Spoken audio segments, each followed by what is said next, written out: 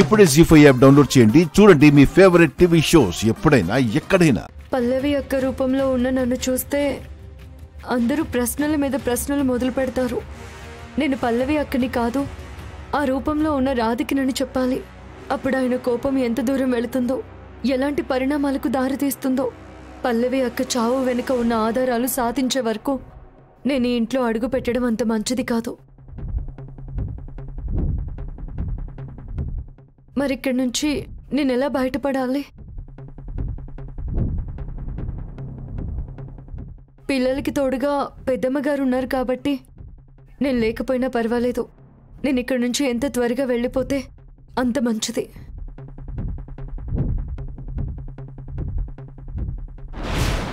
సకలా, నువ్వు చెప్పేది నిజమా?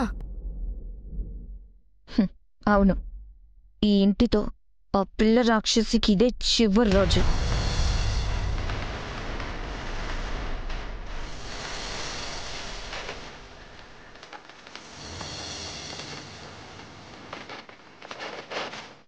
సూర్యుడు అస్తమించేసరికల్లా ఆ స్వీటీ ఇంట్లో నుంచి శాశ్వతంగా వెళ్ళిపోతుంది. తిరిగి జన్మలో మళ్ళీ అడుగు పెట్టదా. అది కాదు సకలా, స్వీటీని తీసుకెళ్ళడానికి ఎవరొస్తారో రండి. స్వీటీని పంపించే ప్రసక్తే లేదు. స్వీటీ నా కూతురు అని కార్తీక్ చాలా సీరియస్గా చెప్తున్నాడు కదా. మరా స్వీటీ ఈ రోజు ఖచ్చితంగా ఇంట్లో నుంచి వెళ్ళిపోతుందని అంత నమ్మకంగా ఎలా చెప్తున్నావు? అందుకోసం ఆ వార్డెన్ దేవి వైపు నుంచి నరుక్కొచ్చాను. దాన్ని భయపెట్టాను.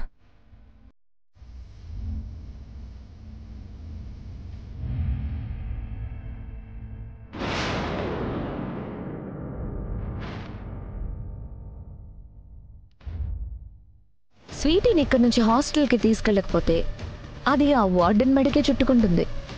అందుకే ఆ భయంతో ఆ వార్డెన్ ఖచ్చితంగా స్వీటీ వాళ్ళ అమ్మమ్మని ఇక్కడికి తీసుకొస్తుంది. స్వీటీని ఇక్కడి నుంచి తీసుకెళ్ళిపోతుంది. ఒకవైపు రాధిక రూపంలో ఉన్న భయం, దరిద్రం నాకు వదిలిపోయాయి. స్వీటీని కార్తీక్ ఎక్కడ దత్తత తీసుకుంటాడో అనే భయం కూడా ఈ దెబ్బతో వదిలిపోతుంది.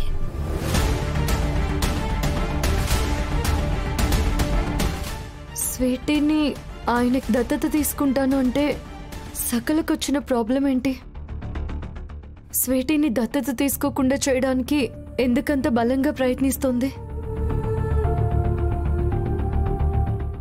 ఆయనకి ఇంటికి స్వీటీని దూరం చేయడానికి ఇంత సీరియస్గా ప్రయత్నాలు చేస్తుందంటే దీని వెనక ఏదో ఒక ప్లాన్ ఉండే ఉంటుంది. ఎట్టి పరిస్థితుల్లోనూ ఈ ఇంటికి స్వీటీని దూరం కానివ్వను. స్వీటీ దూరం అయితే ఆ బాధ నేను తట్టుకోలేను. ఏదో ఒకటి చేసి స్వీటీ ఇక్కడి నుంచి వెళ్లకుండా ఆపాలి. అలా చేయాలంటే ఇప్పుడు నేను ఇంట్లో ఉండాలి. కానీ ఎలా?